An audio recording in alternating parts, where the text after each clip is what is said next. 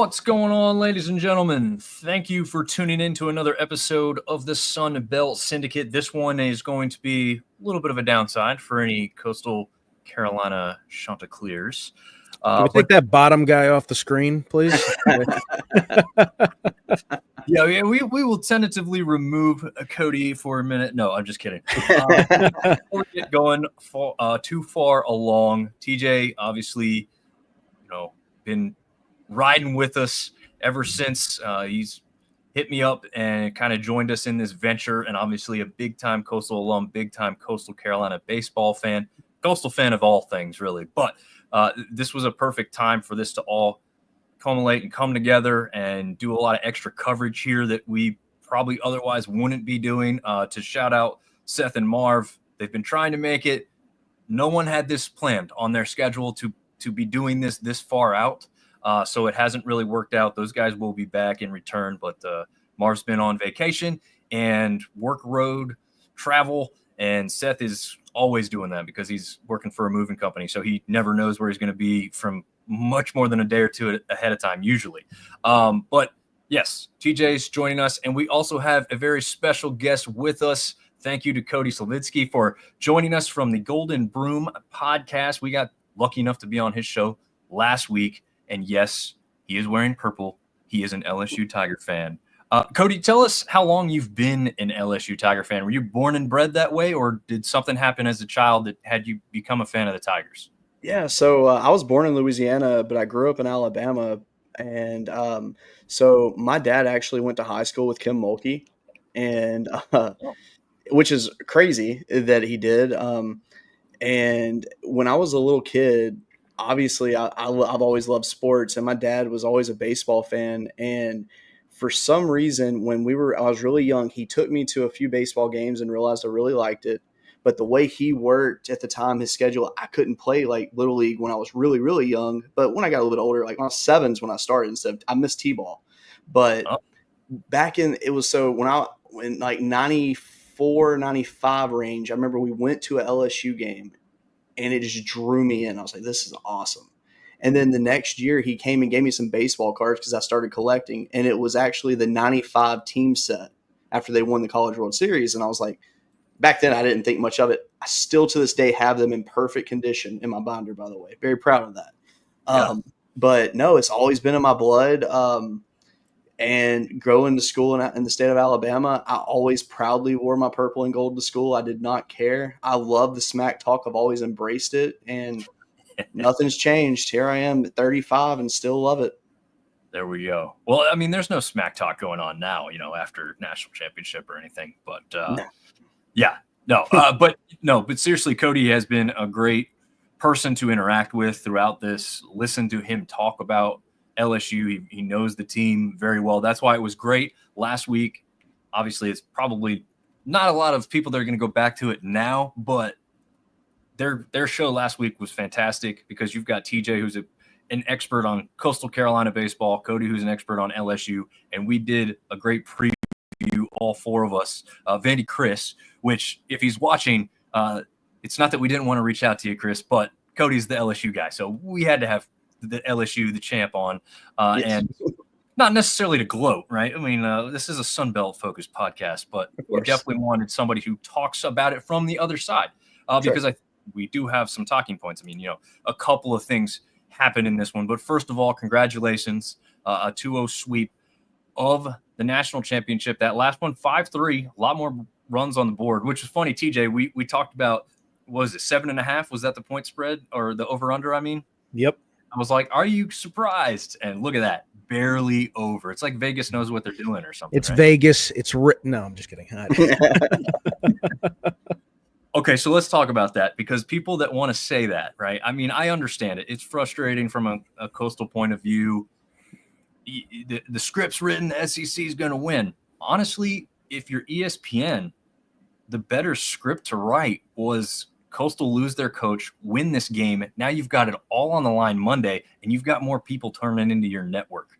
So I think the script, if you want ESPN to win, ESPN wanted a game 3. I don't think ESPN cared who won. I think they wanted a game 3 because they're going to get the viewers. NBA's over. NHL's over. What do you got left? Game 3, everything on the line, national championship game in Omaha. Unfortunately, we're doing this podcast instead. But, it was valid alternative. Yeah. Yeah. It's not a bad thing. But, we will jump into kind of what got us here. So we'll take a look at this side of the bracket for Coastal Carolina. We'll talk about LSU's side as well. But Coastal gets there without a loss. And I think that was a big way to get there. TJ, just a quick overview on anything you want to touch on along the run to get to the series versus LSU in the championship. I mean, just to get there, pitching really carried Coastal Carolina. You had Eichhoff that started game 1 against Arizona. He kind of falters, but not too badly. It was really Cameron Fluke that came in relief. They doubled up the starters, and they're able to get past Arizona. The Morrison gem in game 2, that was the highlight for Coastal pitching. 7 2/3 innings, 10 strikeouts. He was on it. It was probably his best performance of the year, especially when you considered what was on the line. And then against LSU, not to say that Eichhoff didn't pitch well, but it was the bats in that one. 11-3 victory to punch your ticket. I think that what defines this Coastal Carolina team, if nothing else, is that every step of the way, there was something that didn't quite go their way. Whether you want to talk about the selection committee, whether you want to talk about the way in which they're perceived in the media and the storylines that affect each and every one of their games in Omaha, but they stepped up to the plate every single time and they got the job done. They come up just short, but at the end of the day, they are number 2 out of 353 or something like that. So I would say, I'm a firm believer as an ex-athlete and, someone that doesn't make excuses. Second place is first loser. But at the same time, it's like that's a tremendous season that they put together. 26-game win streak, Sun Belt tournament and regular season champions. They go 3-0 in the double elimination side in Omaha to go to their first College World Series final since 2016. 2 College World Series finals in 9 years is pretty damn good for a mid-major. So I would say that Coastal has nothing to be ashamed about. LSU was just the better team.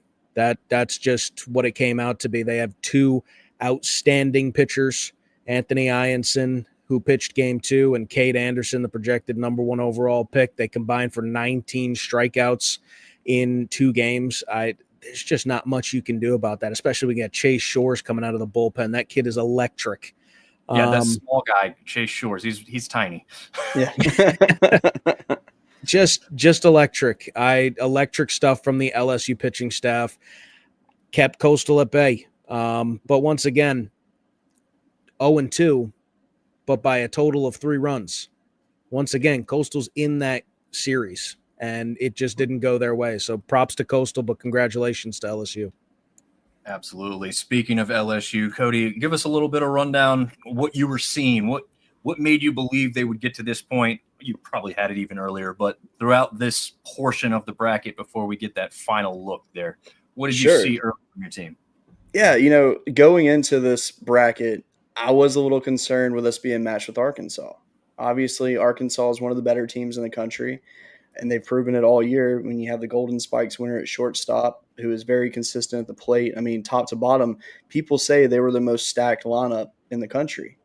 But, LSU did take 2 or 3 from them in the regular season. It was at home, so it made me think, hey, neutral site can be totally different. Then game 1, obviously, Cade Anderson comes in, looks really good, shuts him down. We handle business. I was like, all right, we're good there. The UCLA game, you get a rain delay, so Anthony Ianson only goes 48 pitches, and then the next day, Cason Evans comes out and does not look like a true freshman at all, shuts him down. It goes very, very good for them. Then the next Arkansas game, I don't even have a description for it. It was the weirdest thing I've ever seen in my life. I believe in rally voodoo for that game. That's all I'm allowed to say on the air for what actually took place to get to that. But, if you would have told me that our catcher is going to hit a line shot to the outfield that's going to bounce off the left fielder's head, shoot about 50 feet out of the way to lead us to a victory, I unfortunately would have believed it since Arkansas was in the game with the luck that they have. But honestly, that was a game that you could say LSU should not have won and should have forced another game. Thankfully, that wasn't the case because going undefeated means you have a full rested pitching staff ready to go, which was the same for Coastal. And the saddest part about this whole College World Series, though, is the fact that you had to see a lot of good pitchers take their final outings as a college athlete. Because Jacob Morrison pretty much said that was it for him in college. So, yeah. TJ, you can touch on that while I pull up. I think we'll pull up the video of the. I guess it's a minor talking point from the first inning yesterday. But so start us off on something like that, since it's Cody touched on it with what Morrison has meant and the likelihood that he's leaving at this point. I mean, Morrison has been tremendous. Morrison has been tremendous it feels like he's been here forever, but he's really only pitched 1 year in college. He is not much of a factor his freshman year. He goes down with the injury his sophomore year, which he then takes a red shirt. So he's coming into this year with very little expectations, but just oozing with potential as he has his entire college career. And he came in and just what he was able to do, basically dominate a conference. Every single time he towed the rubber in Sun Belt Conference play and for most of Omaha, all the way through the season. You just know that you have a win locked up. That's exactly what you want out of a pitcher. I don't know what else you can ask for. He's got electric stuff. He brings that intensity to the pitcher's mound. I think him stepping up, in addition to the development of the rest of that sophomore class for the Coastal Carolina pitching staff, his development in particular really meant a ton to this program and made them one of the best pitching staffs in the country. This is complete speculation. I don't know that he's going. I don't know that he'll leave after. I don't know that he will leave with that sour taste in his mouth, because you see how much of a competitor he is. And I got to be honest with you. If you watch his entire season, you know how good of a pitcher he is. If you're an MLB scout who maybe only caught his outing in Omaha, you might have your reservations, and he might drop as a result of that. So I don't know that he'll leave. I think that there's a good chance that you see Jacob Morrison come back, because it would be his second season actually pitching in college. He's got I think 2 more years after this of eligibility left. I could be mistaken on that, but he's got at least 1 left. I wouldn't be surprised for him to lose it. I also wouldn't be surprised for him to go. So really the ball is in his court. I know that Coastal would love to have him back. But Coastal is retaining a big portion of that pitching staff. So it's really just a waiting game. Just keep your eye on Jacob Morrison's Twitter.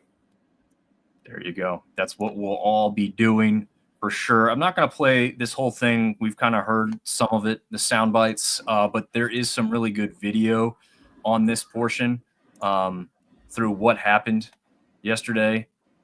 But we can see it here. And I guess now we've seen enough views that there was some type of warning given to the first base coach for what exactly is still kind of the question, I guess.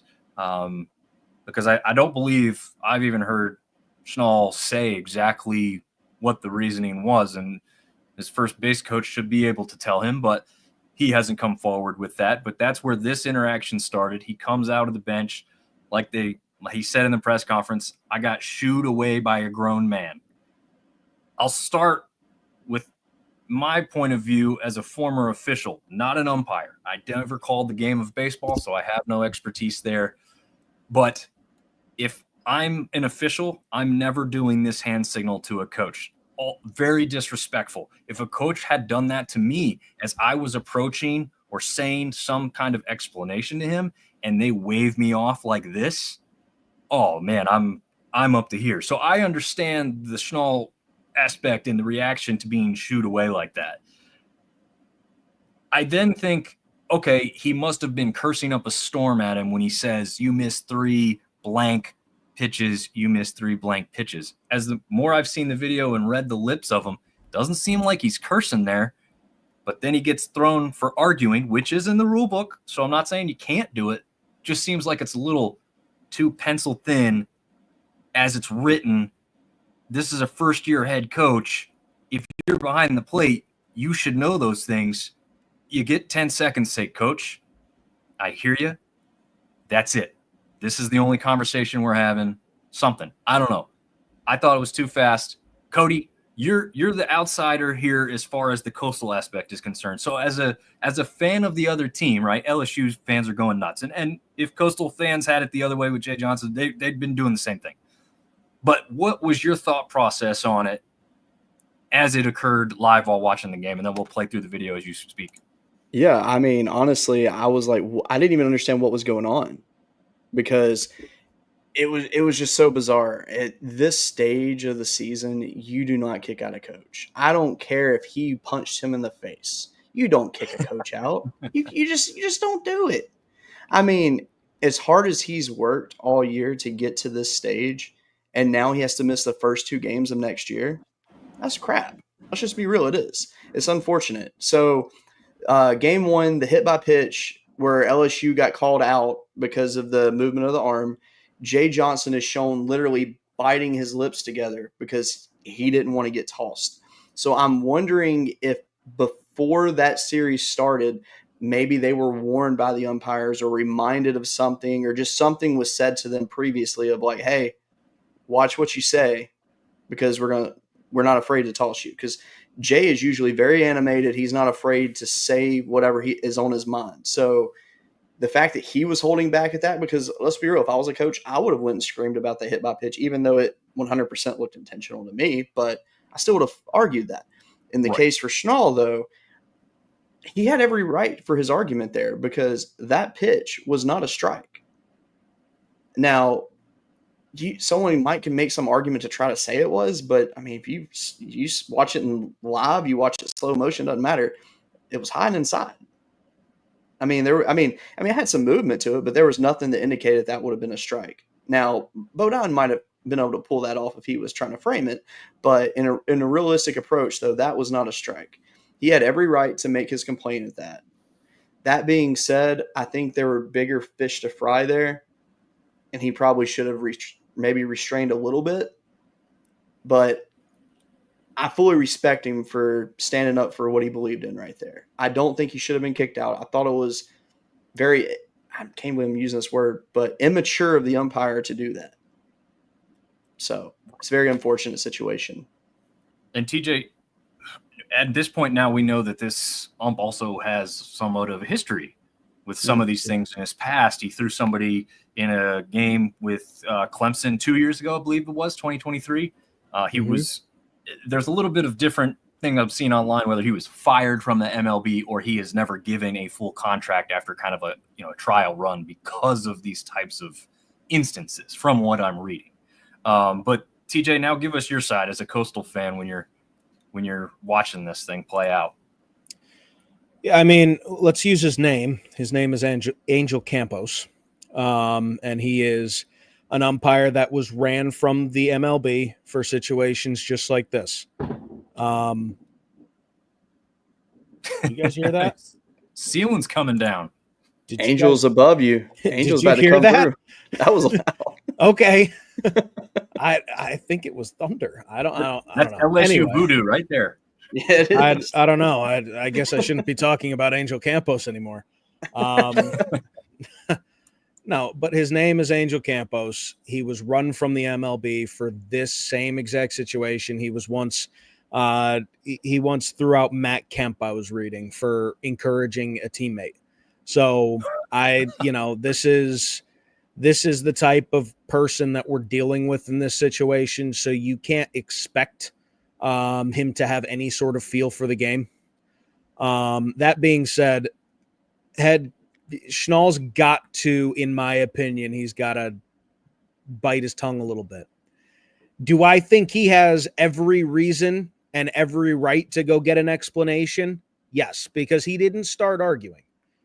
That was not the beginning. He said, for what? You can read him twice. For what? And he starts coming out of the dugout. And that's when this started. And instead of just giving him an explanation, because like he said, 25,000 people there, a whole bunch of people, he can't hear what's going on, but he's been told that they've been warned for reasons that he has no idea. Give him an explanation and like speak with him. Like you can't umpire escalated the situation. Mm-hmm. Is it the reason that Coastal Carolina lost? Absolutely not. I would like to make that completely clear. I'm less disappointed in the loss than I am in this situation because of the way that it was carried out. The fact that like there's a couple things that lead up to this ejection for me that just lead to me as a Coastal fan not being happy with the way that this series played out. First couple games in Omaha, pitches are overturned because it's been told or hit by pitches are overturned because it's the scouting report that Coastal Carolina gets hit by a bunch of pitches. Then when Fluky comes on the mound for his game in game 1 of Omaha, and there were pitches squeezed on LSU's side as well, but Fluky has to basically throw it right down the middle because now the storyline is Caden Bodine's a really good framer.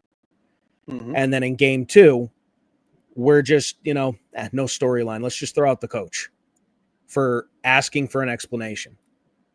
I'm sorry. And he didn't bump him. That 2-game suspension is going to get waived off. He didn't bump him because that's going to, he didn't touch him at all. And I love the quote. I should not be held accountable for another grown man's athleticism. Absolutely. Absolutely. LeBron was proud of that, by the way. Yeah, it was a flop. It was a flop. There's no way around it. It was a flop, or I wouldn't even consider it a flop. I would just consider it a trip. But yeah, for sure. I think Schnall's spot on. Like you can't sit there and you can't trip over someone else's foot and then get embarrassed and throw up another 2. Imagine if Coastal Carolina won that game. Imagine if they win that game. And now Schnall's out for the next game. Mm-hmm. Imagine the stipulations that caused. And that's why you can't have insecure umpires. I'm sorry. It's not the reason Coastal Carolina lost, but they're making a really strong case for robot umpires. Absolutely. I have said my piece on the umpire situation. Yeah. And I think, we've heard a lot of different things. The last thing we'll mention on it is a great quote. Oh, I didn't go full screen here. From D1 Baseball's Mike Rooney. And I think this is too good not to share. In fact, I'm going to make it the full screen here for a minute.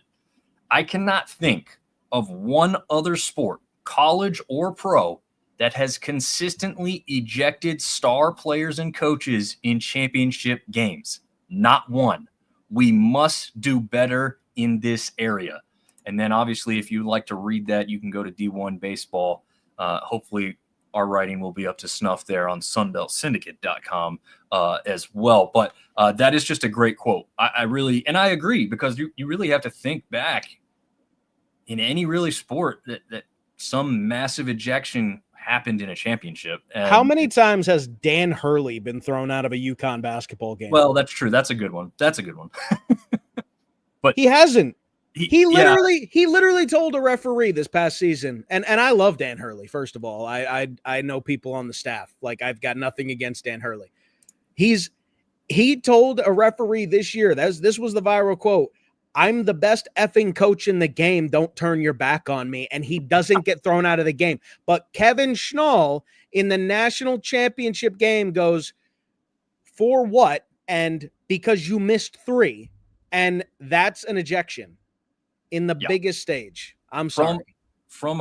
That's the other thing, right? Like, is this done if it's not a first-year head coach? Like, I know what you said, Cody, but do you think Jay gets a longer leash if he were to have an outburst like this. I know you said he was smarter. He bit his lip earlier in the series and everything, but I don't know. And I'm not trying to put you in a hard spot there, but I am wondering if that's somewhat in the mind. Like, this guy's, he doesn't get it, so I'm going to teach him a lesson. Whereas a veteran coach who's been there, done that, you think like, all right, I'm going to go talk to him and tell him that we're not going to have it. You know, I don't know. Yeah, I mean, I think that Jay would have chosen what he said differently, maybe. But I think if it was the exact same way that it went down, I think Jay would have gotten tossed too, to be honest. I really think those umpires were ready to go. Yeah, I agree also. And I can't believe I'm saying this, but Jeff Head was not on the umpire staff in that championship game. If he would have been, he would not have tossed him. I guarantee it. That is one thing I can give him props for. He doesn't toss people for little petty reasons. And I do not like Jeff Head at all. Met the man twice, actually. Oh, okay. Not a fan. Yeah. I've heard that many people are not. A lot of SEC fans seem to not be a big fan of his. But yeah, I did see his name mentioned a few times, so it was rather interesting. Like you said, though, this ultimately wasn't the reason the game was won by LSU. They also add, 4 runs in the 3rd and 4th innings. Fry, Stanfield, and I pronounced the name correctly before. Curiel. I knew I was going to get tripped up once I had to read it live. But yeah, I mean, as an outsider, again, I'm rooting for Coastal because of the conference affiliation. It's been a really fun ride with their fan bases, obviously working with TJ as well. But I had to be honest with myself, and I looked at my wife and said, I think that's it. 5-1, it just felt like that moment. Like, I don't know how you guys feel, but I felt like if Schnall was thrown in the 4th or 5th inning because he was battling for his guys and they were in this 1-1 tie, they rally around that moment and maybe it helps them get over the hump or something. But being thrown in the first did nothing for them. Kind of like you said, Cody, I think at first everyone goes, what just happened? What's happening? And I don't think it did, a lot of times when a coach gets thrown, it's like, yeah, okay, where everyone's kind of pumped. The other team's happy. Your team's mad. I just don't feel like that was the case with the situation. And I felt like the 5-1 was like just a little too far out of reach, which ended up playing out as well. Cody, did you feel a little confident in that moment, or were you still pretty worried that Coastal could come back? I was worried. I was worried all the way because of what Coastal does in late innings. And so in like the college baseball smack, we have a group chat that's like all the admins or whatever. And I mean, a few people are like, well, that's ball game. I was like, no, it's not.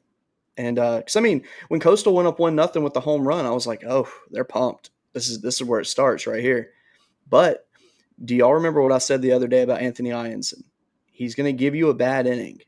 Nate Yeski's going to walk out, and then he's going to shut it down. And he pretty much did that. That being said, he had to be visited twice, which shocked me. But no, I never felt confident because I just knew that it was one swing of the bat that can make a difference. And going into that game, I was like, Coastal has not hit a home run this entire College World Series. That's going to change. And then that first one happens. I'm like, okay, here we go. This is going to be a game. And then, we hit our nice little streak, which, by the way, I know this is a Sunbelt show, but can we talk about the fact that Ethan Fry hitting that line drive straight over the left fielder's head at that rate of speed? Yeah. That was one of the hardest hit balls I've ever seen stay in play. But no, when that little run happened, I said, okay, I'm feeling good about this. But I also, one thing that stuck out to me in that was Morrison was having an issue with his watch. And he wanted just to keep going and him call his pitches from the mound. I honestly believe had he not been pulled away to change his watch out, I think that inning would have went a lot differently. That's a good point. A guy of his stature, I would trust him making the decisions with Bodine all day. Because, I mean, it's just he's earned that right, in my opinion. And I think Schnall would have let it fly. I really do. But then again, I mean, I understand you're at a big stage. It's how you've done it all year. Like, I get it. I do. But, when it was 5-1, I was like, all right, I mean, this feels good to be in this spot, but I said it's just not over. And then the 2-run home run happens, and I looked at my wife and I said, this is where it happens. And then we got lucky. I'm just going to straight up say it. We thank God for Chase Shores, because that was, yeah. And you said he's been coming in clutch throughout the whole time in Omaha too, right? He has. His exact quote going into the College World Series was, "I have no pitch count. I'm going to throw until my arm falls off." And he realistically has a similar story to Morrison. So came in his freshman year. He appeared 9 times. He had Tommy John surgery. Because he got hurt middle of the season. Very promising freshman year. I mean, nothing that stood out. So he missed all of last year. He would have pitched in the Super Regional, supposedly, had they had beaten North Carolina. And then this year he comes back.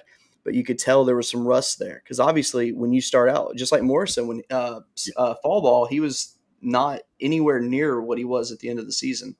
And that's exactly what happened to Shores. And he went from being when he came to college, everybody's like, this guy's a first-round draft pick, to middle of this season, it was like potential to be a first-round draft pick, to he's probably might be weighing his options to come back next year, to now after Omaha, it's like he's top 5 rounds easily. He's gone. And he actually told some fans that was it for him in college after the game. So interesting. But it's kind of the same thing. Do what? For Shores, you said? Yes, for Shores. He's going to probably sign a pro contract, which I get.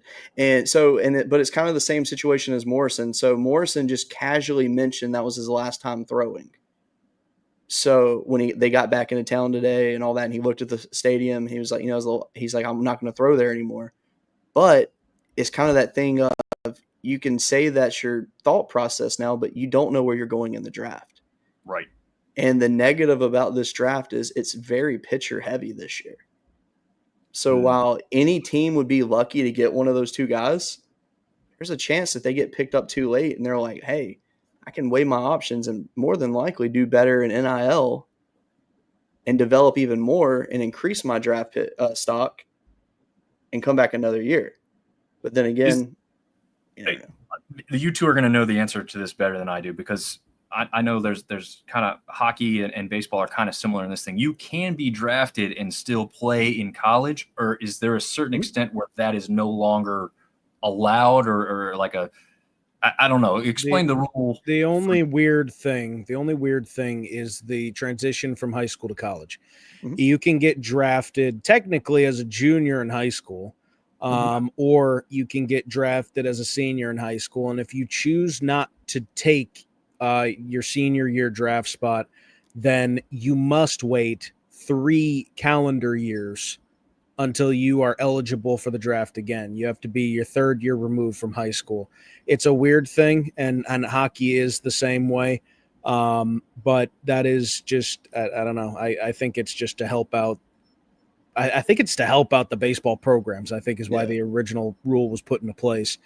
Because if you just have a whole bunch of one and dones in baseball, that's 40-man rosters, an insane number to try and overturn. Oh, for sure. Well, there are 2 loopholes, though, to get drafted again. So coming out of high school, if you go to junior college, you're immediately draft eligible after your first season. And then also, if you turn 21 your sophomore year before the draft, you hit 21, you also can enter the draft a year early. Because like Cade Anderson, he's a draft eligible sophomore this year. Okay.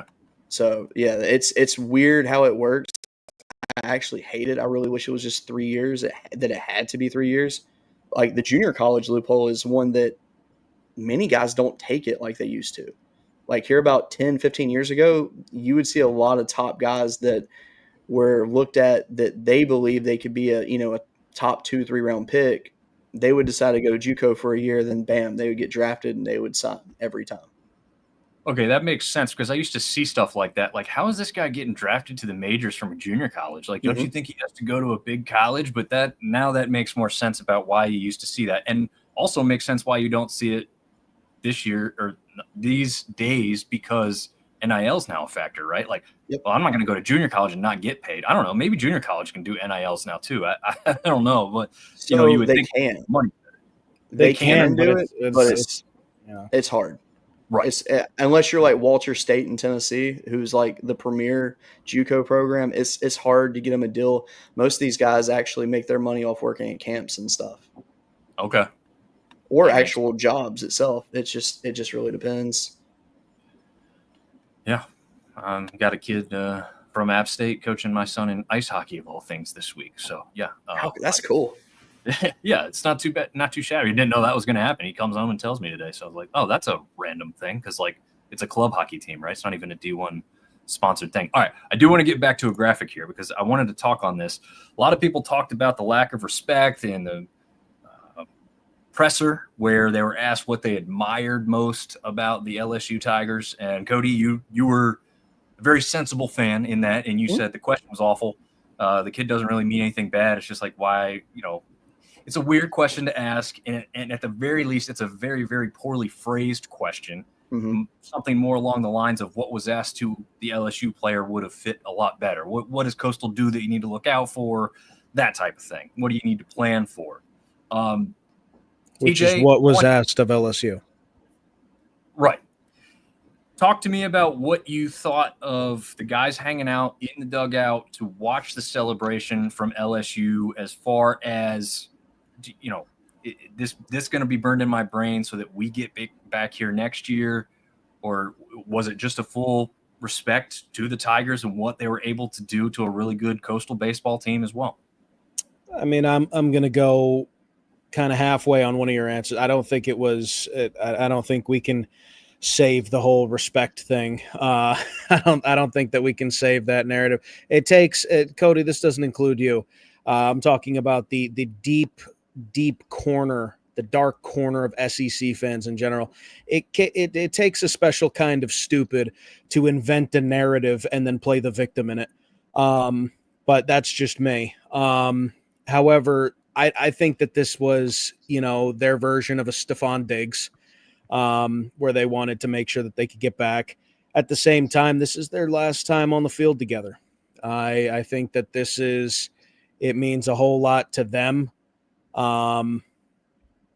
You're in Omaha, you come up short, and it's not the color confetti that you want to see, but you get to be with your boys one last time. And Kevin Schnall came out from the clubhouse and was hugging everybody. So I'm sure that this was a bittersweet moment, but it was more time that they got to spend together. So I'm sure it had something to do with that. Absolutely. Yeah. And Cody, I'm going to get your thoughts as we share this video. I think I can full screen here, but this was pretty cool. I thought Schnall gets kicked out of the game, obviously, but the Hall of Fame head coach from LSU, I would assume he's the one who made the call and said, I want to go talk to him, right? I mean, I don't know for sure, but just thoughts on this whole interaction, what that might mean to Schnall.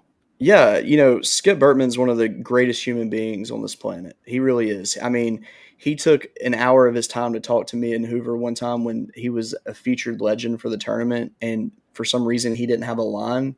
And I was like, I will miss this baseball game just to talk to this man. One of the coolest human beings.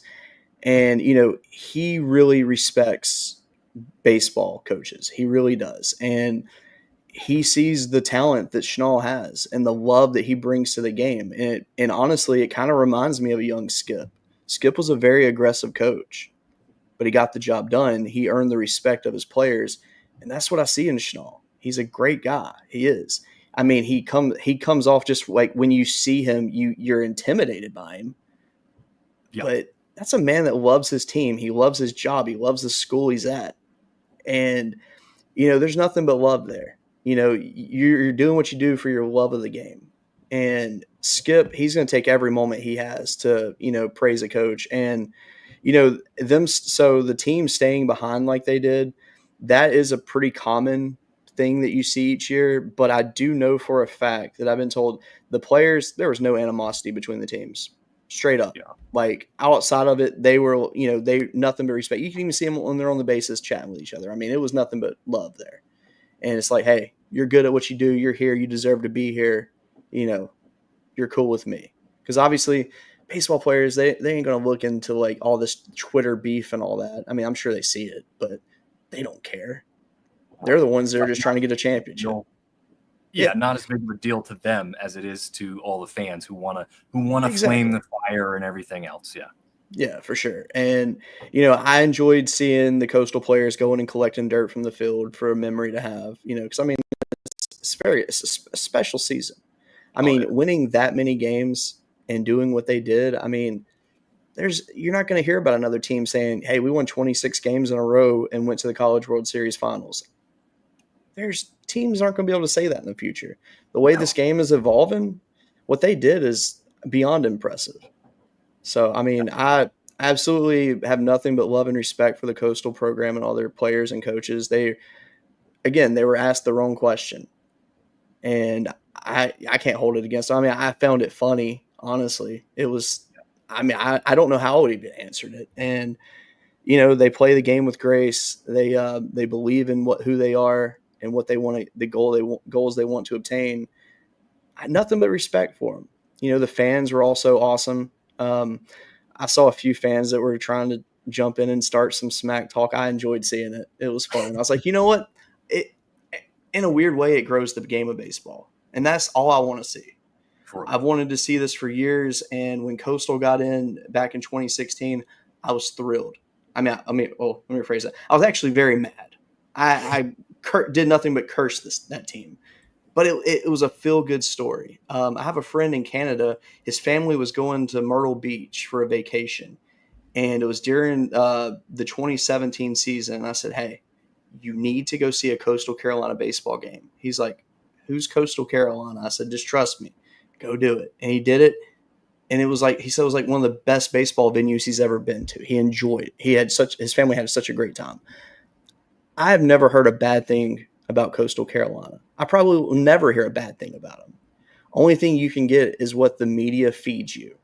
And unfortunately, everything's cut. You don't know exactly what was said after or before. And that's how it's always going to be. But man, nothing but love and respect to that team. Very good team. Absolutely. TJ, before we let Cody go, because we only kept you about twice as long as we asked you for. Good. But any final thoughts to send off the fan of the champs? No, I mean, Cody, I've said it. I said it before when we were off mic. I said it a couple times over the last couple of days. Like you are class. You are, absolutely congratulations. It was the better team this series. 100%. LSU was the best team in the nation. Coastal Carolina came up short, but like you've been nothing but class, and you and the LSU fans that have shown support towards Coastal Carolina, like we can't thank you enough for that. There's always going to be some outliers, and those are the ones that shout the loudest, but it's nice to know that we've got people like you cheering on some of those big programs like LSU, and you guys deserve it. You guys absolutely deserve it. Man, I sure appreciate it. Like, I will always support Coastal because I love to see teams do good in baseball. I genuinely hope that what we saw this year out of them brings the conference back all the way. Because, look, it was a very top-heavy conference this year with tons of potential. I'm really hoping that next season we see something different because I will die on this hill, but Troy got screwed. Yep. I wanted them in the tournament so bad. That is a team that I absolutely have always just respected because I've gone to a few of their games. I just love that program. But no, the Sun Belt is awesome.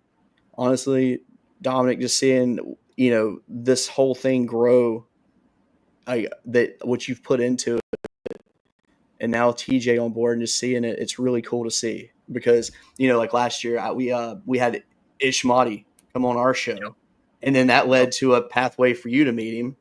And it was just very cool. And that right there was like my first like in-depth taste of the Sun Belt.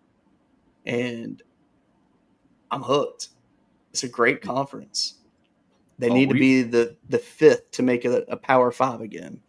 Yeah, I would love to see it, man. And I'll tell you what, the Broom Syndicate connection, it's only going to get stronger, I think. I think we've got a really good build here to be doing a lot of crossover events because you guys, for those that don't know, the Broom covers everything. They have a lot of SEC fans in their podcast, but they are talking baseball across the board. Very entertaining show. Check those guys out for sure. Cody, you want to tell them before you get out of here about, I guess you have an interview tomorrow, right? Yes, tomorrow night, 8:30 Central, live on X, YouTube, Facebook, everywhere. Just type in Golden Broom Podcast. You can't miss us. We have Seth Darter coming on. He started his career at Columbia University, transferred to Kansas State. Now he's coming to LSU. He was currently playing summer ball. He's flying home tomorrow, so he's going to come on our show, his first podcast interview. Extremely excited to have him. He hit a home run against us earlier in the season, and so his really his first taste to LSU fans was not a very positive one. So I look forward to talking about that with him. But no, it's going to be a fun interview. We like to have some guys on all the time and just hear their story from a different perspective. We do it from a fan approach. I'm not here to ask like in-depth thought of what's your game plan for this. No, I just want to talk to you. It's like a basic conversation. So we're just going to get to know him, make him feel comfortable, and just have a good time. It'll probably be I'm going to say a 30-minute interview, but as you guys know, if you say 30 minutes, it means an hour. It happens. It is what it is. But no, it's going to be a lot of fun tomorrow night. So yeah, please, by all means, tune in. We'd love to have you join us. Ask live questions. We will definitely feature them on the air. And yeah, it's going to be a fun show. Awesome, man. Cody, we really appreciate it. Go enjoy 8, and we will see you tomorrow night. Absolutely. Y'all have a good one. Appreciate y'all. See you, Cody. All right, man. I love Cody, man. He's such a good dude. Like working with college football dogs before and now on our own, each doing our own things. It's been tremendous to have somebody who continues to respect your craft and what you do, and we do the same with his. And so, man, it was fun to do that preview last week. He's a good dude, and he's also really good at what he does. He's probably the only reason that I'm not upset that Coastal Carolina did not win the championship. For fans like that, like seriously, I meant all of that. He is class. Congratulations to Cody, and they're going for number 9 next year. Yeah, that's crazy, right?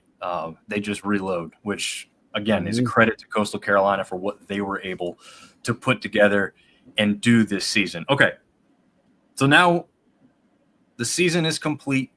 The postseason is complete. And we have D1 Baseball's top 25 rankings. These are the rankings we use throughout the season because this is what the NCAA baseball site uses, is the D1 top 25 rankings.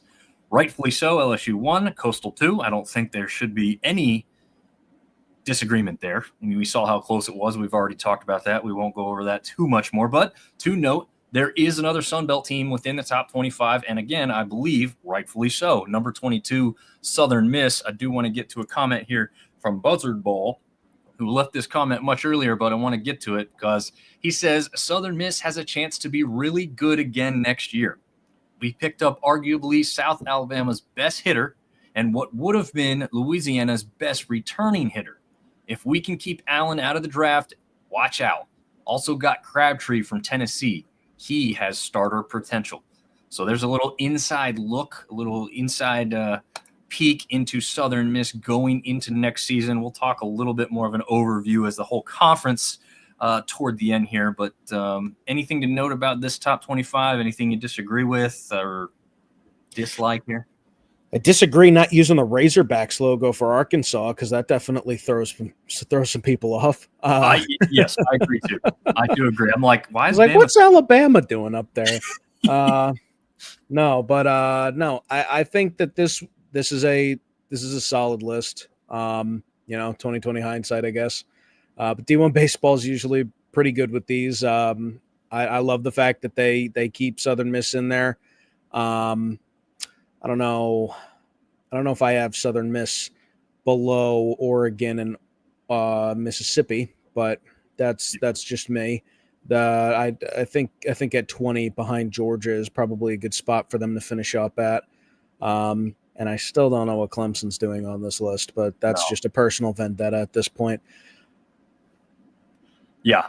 So I saw one comment that kind of bothered me earlier because this person was focusing on the Sun Belt, saying all these teams didn't have winning records. Of course, they went on this 26-game win streak. Well, let me throw the opposite side of the coin at that with all the stuff they didn't mention in that comment.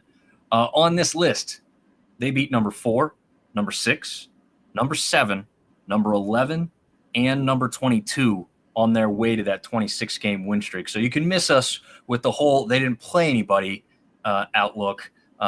We already knew that was true, but for the people that are watching that maybe didn't realize the gauntlet that they did actually run through, only at the hardest part of the season to do that gauntlet as well. I think you need to put some more respect on Coastal's name. But again, we've kind of gone over that. I don't know if there's anything more to add at this point. So we will get to what the standings were the last time we looked at the Sun Belt portion of the conference. And these are, again, this is looking back to when the season ended, at the time Coastal being number 11, Southern Miss being number 12, and Troy had just fallen out of those rankings after that season-ending sweep versus Southern Miss here.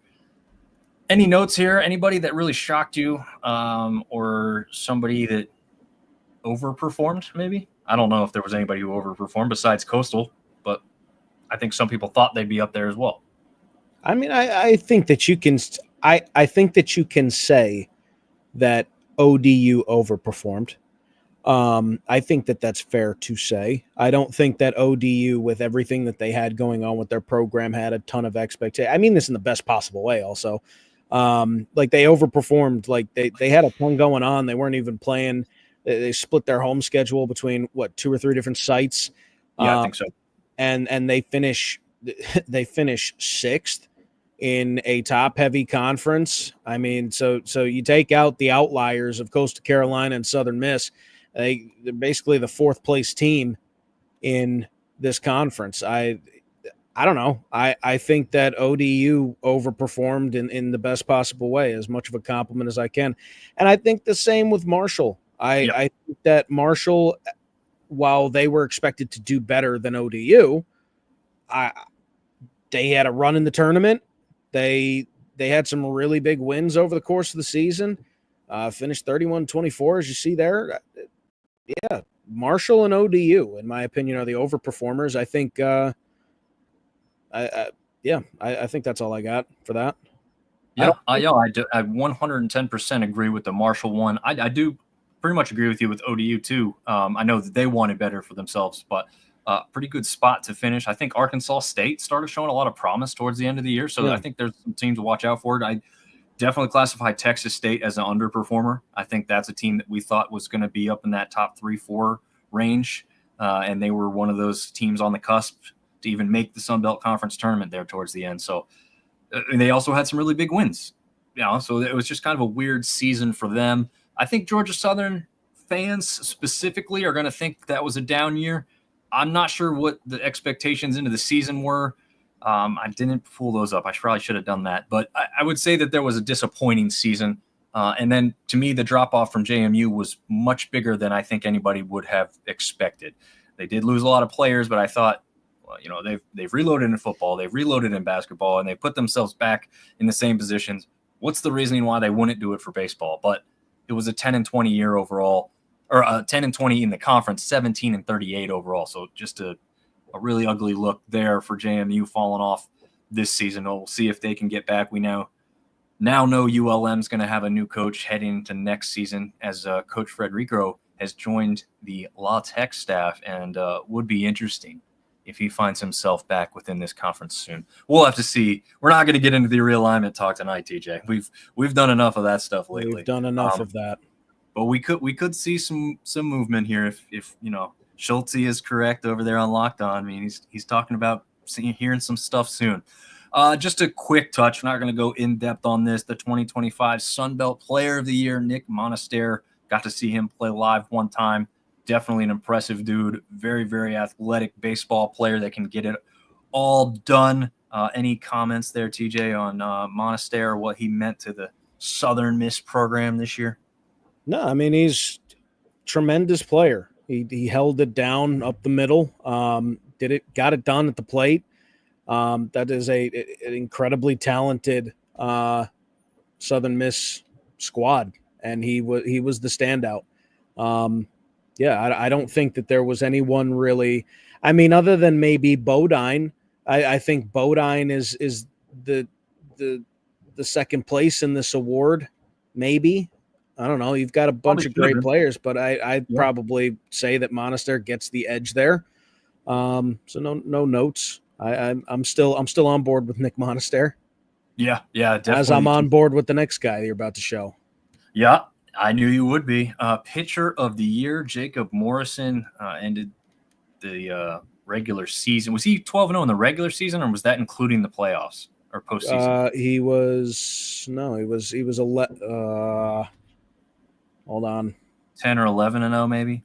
He was 12. He was 11-0 in the regular season. Okay. Plus what he did in the Sun Belt tournament. Gotcha. His 12th win was over Oregon State, and then the one loss is against LSU in Game 2. Makes sense.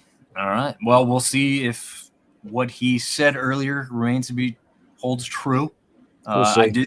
I did see that clip that Cody is talking about. He does say that. He didn't make it up, but yeah, you can change your mind. And if NIL money comes in, could happen. Newcomer of the year, Caleb Freeman. I mean, this guy was hitting stuff left and right. Pretty good player there for Georgia State. They kind of started hot and cooled off. They're kind of the opposite of Arkansas State. Still had a chance to make it into the Sun Belt Conference tournament on the last day of the season. Was there live to see that one. And Caleb Freeman, a very noticeable player. Not your biggest guy in stature, but definitely just a tried and true baseball player. Impressive to see him there. Freshman of the year, Tyler Linchenberger, already gone. Already signed to Clemson going into next season. So our freshman player of the year will not become the player of the year. There's no shot. He will now be playing for the TJ's favorite team in the Clemson Tigers. So we'll see if he gets a Linchenberger jersey. The 2025 Sun Belt Tony Robichaux Leadership Award goes to Carson Pato of Southern Miss. Congratulations to him, a senior leader there for the Golden Eagles, and we know the run that they went on there in the postseason. I'm going to leave this one up to you here, TJ. You going to leave this? I mean, what? I don't know. I don't know that he should have won it. I don't know. You got Silva from Arkansas State. I don't know. Kevin Schnall, I guess he deserves it. 56-13 record on the season. Led a team to the College World Series final. Just a tremendous year for Kevin Schnall in year one. Bright future. Absolutely, very much a bright future ahead of him. I think he's going to learn a lot from that interaction in the first inning. But I hope he does not lose the fiery intensity part, because that's kind of the part that makes baseball coaches what they are, to get fired up and get their guys behind them. Because it's not, unlike football, it's not like you can, have the big physical hit against the opponent to get everybody pumped up and riled up. Sometimes your manager, your coach has got to go out there and do that type of thing for you. So I don't really want to see him lose that. We won't go through all of this, but on screen at this point, the first team all conference members, which includes Cameron Flukie, no surprise there. Jacob Morrison as well, JB Middleton, Kobe Allen. None of those guys are surprised. Caden Bodine, Blake Cavell, Nick Monaster. I mean, this is a literal all-star roster that could have probably ended up in the same area as Coastal with these guys all on one roster as well. So it would have been fun to see, and they bring back that EA video game from NCAA baseball that they played. I don't know. They made that thing like one time back in 2009 or something like that. Yeah. That thing was fun. It would be fun to put this roster together to go play all over the country against all different types of schools and see what could happen and transpire, because unfortunately we'll never see it in real life. Second team all conference includes a couple people. Dominic Carbone, who was a big contributor to Coastal Carolina. We talked about Caleb Freeman earlier. Matthew Russo is a big name that you heard throughout the entirety of the season. Ozzie Pratt as well. Isaiah Walker, who thankfully appeared on this very program earlier in the season for ULM. Jake Cook, who is making waves at the MLB Draft Combine this week with his speed, his lateral speed, really. I guess a little bit different from the 40. I think they run do you know this is a 30-yard dash? Is that kind of what they run for Major League Baseball? I mean, they typically run a 60-yard dash. Okay. That's your home to second time, but in a straight line. They do a 60-yard. They also do, I don't know if this is possibly it, they do a shuttle. They do like a 20-yard shuttle. They start in the middle, and then it's 10 yards this way, 10 yards this way, 20 yards, and then 10 back to the middle. I don't know. That could be what it is, but yeah, it's usually 60. Okay. Well, I think whatever clip I saw him running was just one straight line with the little gates every couple feet, and then he ran like a 3.5. So I don't know what kind of distance that is, but apparently that's really, really good. Okay, Buzzard Ball saying MLB Combine does a 30-yard dash. So it was the 30-yard dash. I would assume that's what it was because it looked like it was about 40, but then, you're not running the same times as the NFL guys, so something's up there. So, but yeah, he blazing speed, surprised a lot of people. Although some people were trying to correct people, say if you watched him throughout the season, you knew this was a dude who could just cover ground in the outfield. So there is that aspect to it. Really good player from Southern Miss there. Guy that could really hit home runs late season too. Yes, absolutely, can do it all, and there's no question he's going to be taken in the draft. It's just where at. Tyler Figueroa is a name as an app guy that I heard throughout the season down there at the bottom as a utility guy on the second team all conference. And we've got a quick look at the Sun Belt Conference bracket. So we now know the only teams that did not make the tournament this year were South Alabama, Georgia State, JMU, and ULM. I guess we'll use this bracket, those teams that I just mentioned as well, and talk a little bit, again, overview. There's going to be a lot of movement, I think, because of NIL and transfer portal and the roster changing, right? We're going from 40 to 34, or is it? How's that? It's down to 34, I believe. Down to 34. That's right. So we'll have to see, what transpires with these teams across the board. They can offer more scholarship money because they're losing spots, but they are technically losing spots there. And Buzzard Ball saying Jake also set the record for the broad jump. So that might have been me catching it too early and not seeing that portion of it. But yeah, just a standout athlete. So he's going to do wonders for some Major League Baseball team here. But yeah, let's use this bracket. Talk a little bit about what you kind of, again, basic overview going into next season. Is Coastal number one for you, first of all, and then maybe who jumps up and surprises, who maybe disappoints from an early perspective? Well, in terms of just overall, I think that everybody's going to lose a ton of contributors. I was doing some basic, just counting how many seniors, how many upperclassmen we had. I honestly stopped counting for Troy once I got to 18. 18 seniors that I had seen at least before I stopped counting. Not all of them were impact players, and not all of them they didn't lose their entire starting lineup. But you're watching that's the unfortunate reality of baseball is you are going to have, with larger rosters come larger turnover. Coastal Carolina, I expect to be competitive again, just because most of their pitching staff are, like I said, that star sophomore class. Carbone was a sophomore. Fluky is a sophomore. If you lose Jacob Morrison, you are going to lose Riley Eichhoff. He's a redshirt senior. But if you lose Morrison, you have Fluky and you have Luke Jones. Those are the tentative 1 and 2. And then you still have Carbone. I'm not sure if Ryan Lynch has another year of eligibility. But that would be a big loss. But if they can get him back, I mean, this Coastal's pitching staff is really good still. Southern Miss, I think, just puts a great product on the field regardless. They are losing a decent core, much like Coastal is in their lineup. But this is a Southern Miss program, much like Coastal Carolina, that have sort of defined themselves as tough baseball schools. They know how to build programs. They have a winning culture. So I don't think that Southern Miss and Coastal have anything to worry about. I think Troy has some question marks. I don't think that they're out of the conversation.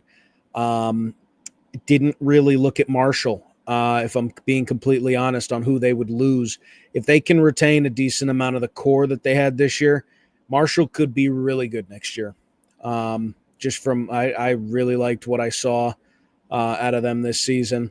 Those are really the 4 teams that I expect to turn things around, or at least still be competitive.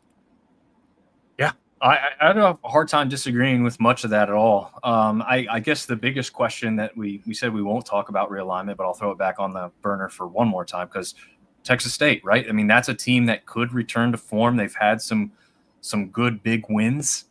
They've already lost, one of their best pitchers for this past season to another program. I forget where he's headed, but he's already committed to the next program he will be playing for. So it'll be interesting to see what transpires there. As we know, Texas State would not be leaving the conference for baseball that quickly, but they could announce their intentions to do so, and this could be their last year coming up in the Sun Belt. Again, tentatively, nothing official on that, but could be interesting aspect at play as they try and certainly stay relevant within a very, very good Sun Belt conference before they would move over to whatever the Pac is going to do in baseball, which can't possibly be anywhere near the Sun Belt level. But that's going to be something their baseball program will have to live with if it ends up happening. For me, go ahead. I also expect Arkansas State to continue to grow. Yes. I think that Silva did a phenomenal job this year. I think with his second full recruiting cycle, and he can get some more of his guys in there and continue to develop them, I think Arkansas State's going to be a team to watch in the West. Yeah, I don't disagree with that. Silva's got something going there. I think I do still really like what Marshall's doing as well. I think you're right. I'm pretty sure that most of their core will stay together. It'll be interesting to see if they lose some guys to programs that will just pay out more money. I mean, it's the fact of life that we know we have to face anymore these days. But if not, I expect Marshall to be right up there towards the top, man. I was really impressed with what they did. I don't think the Cajuns stay down long. I think that's a team that typically reloads, so I expect Louisiana to be back up at the top. From what you just told me, I'm more sold on Troy falling off a bit here. We'll see if they're capable of bringing in a whole new crew to kind of take over there. They got a great head coach, so that's not an issue. But can he get enough of his guys going fast enough to keep Troy towards the top and, get them into the postseason after they were somehow left out this past year? And then I don't know if I see a ton of change throughout a lot of the other teams. I mean, I think ODU can be just as competitive again. They're going to have that brand new stadium done. So does that equal 5 or 6 more wins and they're up in that top 4 or 5 this year? I don't know. Maybe. Buzzerball agrees with you, saying I like Arky State and really improve next year. I am high on Silva. So yeah, I mean, hi ho Silva. That was awful. That's a dad joke there. Don't get too excited. But I do have I went through Marshall's really quick while you were talking. I'm only counting 9 seniors. And a couple guys that I was looking for were Elijah Vogelsong. He's a senior. Not sure if he has any eligibility left, but Micah New, junior. So Micah New from Mechanicsburg, Pennsylvania, since I know it must be brought up each time we talk about him for you. He's coming back. Nicholas Wyrick, he's a senior. He'll probably be gone, or Wyrick, excuse me. I mean, there are some big contributors that are leaving, but there were also some younger guys like Micah New in that class of juniors that are coming back. So I would say Marshall will be top half again. I think top half is fair. Yeah, I think so too. I would be surprised if they weren't in the top half for sure. That would be a disappointment for me for what we've seen. But yeah, any more news or notes? I mean, I think the last thing that we'll leave you with from my side of things is we're going to continue to work in the background, get some more stuff done for you guys on the website specifically. We are going to kind of retool some of the shows, but nothing big sweeping changes. No one needs to be scared here. But we're just trying to make them sharper, better segments, stuff that people really want to continue tuning into, and provide you guys with stuff you want to watch and listen to. And we really appreciate everyone tuning in. We'll probably take some type of short break, but as we did last year, we'll probably throw up some random episodes every once in a while. If realignment news comes back down the pipeline, we will be jumping on and covering it for you. But other than that, TJ, anything left to shout out to the people? No, I was going to say it's I think none of us expected to block out June on our calendars this year. So I think that a break is in order. We've talked about a break, and we'll take one of those, but we'll still be around. Like Dom said, with realignment, that's something that we'll do. We're also hoping to get some football preseason content up there, talking about training camp, talking about a couple people. We're currently recruiting writers, hoping to get some people in the area. We have a couple applications now, Dom. This is some news for you.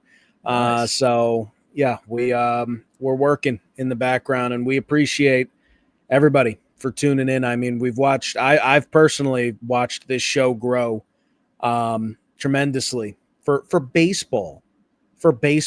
And I love baseball. I'd watch content for baseball all the time, but this isn't even football yet. We've got a couple more months for that. And to watch this grow in baseball, just wait for football. Just wait for the content we're able to give you. Yeah, it's going to be the best we've ever done. I can absolutely guarantee you on that. So thank you all for tuning in. Enjoyed baseball season tremendously. I expect to do so again next season, and we will see you guys real soon. Football season.